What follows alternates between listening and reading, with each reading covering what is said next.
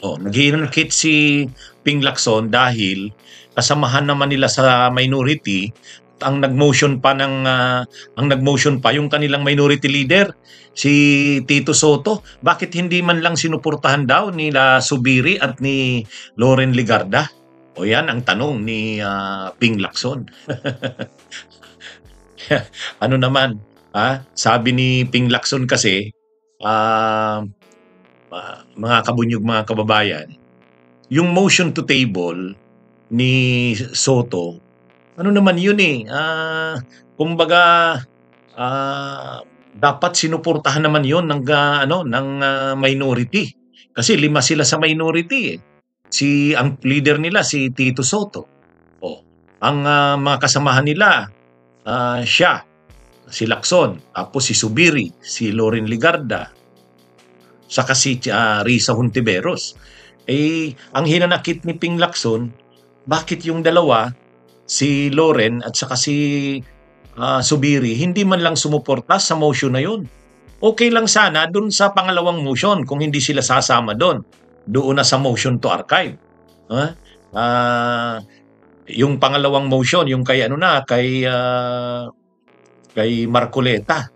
Pero yung motion to table, kung sinuportahan man lamang daw nila, kasi Senate motion yun ng kanilang Senate minority leader eh. Ganito ang eksaktong pagkakasabi ni Lacson. Okay, basahin natin. Ping, sabi ni Ping, Migs, okay na sa amin yung magkanya-kanya kami ng boto sa motion to archive kasi may kanya-kanya kaming pananaw. Pero at least man lang doon sa motion to table, wala naman silang makukontra sakaling bumuto sila doon na in favor sa motion to table. Kasi wala pa naman yung second motion to archive. Kaya yun ang hindi ko mawari. Hindi ko maintindihan kung ba't nag-no sila doon sa motion to table.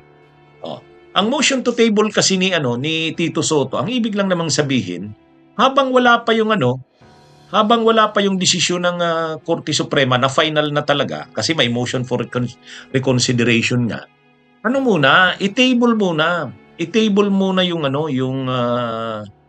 yung tungkol sa impeachment. Huwag mo nang pag-usapan yan, saka na lang. Kumbaga nandyan lang yan, naka-table. Pero pag-uusapan pag nagkaroon na ng desisyon ang Korte Suprema, doon na yan muling pag-usapan. So sabi ni Ping Lacson, wala namang masama doon sa motion na yun motion to table. Bakit hindi man lang sinuportahan yon nila Subiri at saka ni Loren Legarda? Yun yung hinanakit ni Ping. Pero ang totoo, hindi na dapat siya lalo na kay Subiri, wag na siyang magkadyang kay Subiri.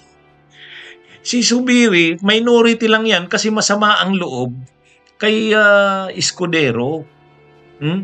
Masama ang loob kasi siya ang Senate President, inagaw ni Migs ni Escudero.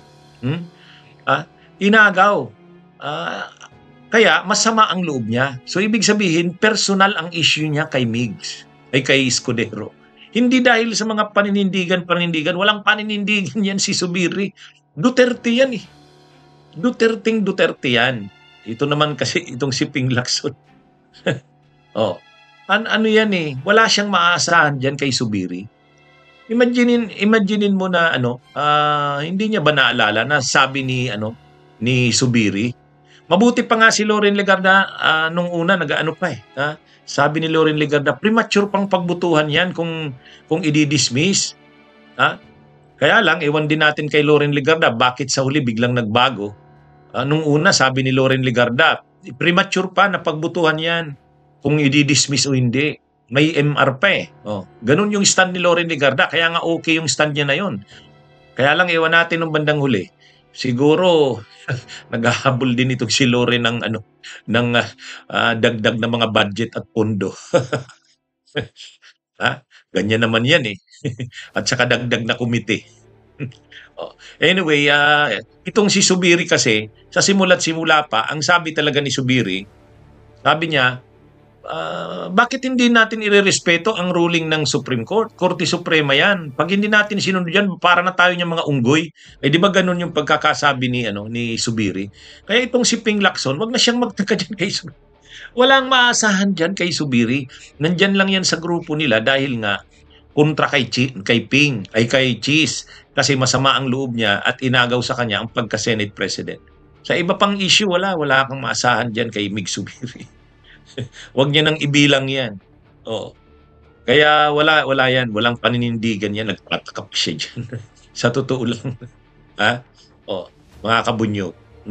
Kaya anyway, pero sabi nga ni Loren, mas daw, mabigat sa loob niya na hindi niya sinuportahan yung motion ng kanilang Senate, ng kanilang leader.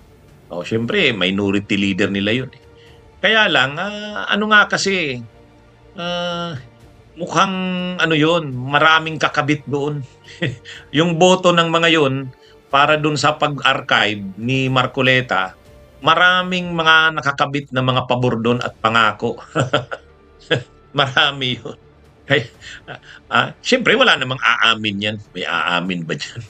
Wala namang aamin dyan. Si Risa, ay wala, hindi naman sa kanya yan kung man ang pangako dyan o pabor na makukuha. Ganon din si Kiko at si Bam. Sila Kiko at Bam naman, sinabi naman nila na pagdating sa mga issue ng bayan na kailangang tumindig, titindig sila. Pinakita naman nila Kiko at Bam yan. Pero itong sila Loren talaga sa sila Mig Subiri, talaga yan? Nasa minority lang yan, pero wala. Pagdating sa mga magbubutuhan na, at mayroong kapalit, walang maaasahan dyan. Maging handa na dyan si Ping Lacson at si Tito Soto. Bunyog, halikan na kasama ka. Bunyog, kapag buklod ay may pag-asa. Luzon, Visayas, Mindanao, isa ang pananaw. Sa bagong Pilipinas ang bunyog isisigaw. Bunyog, bunyog, bunyog.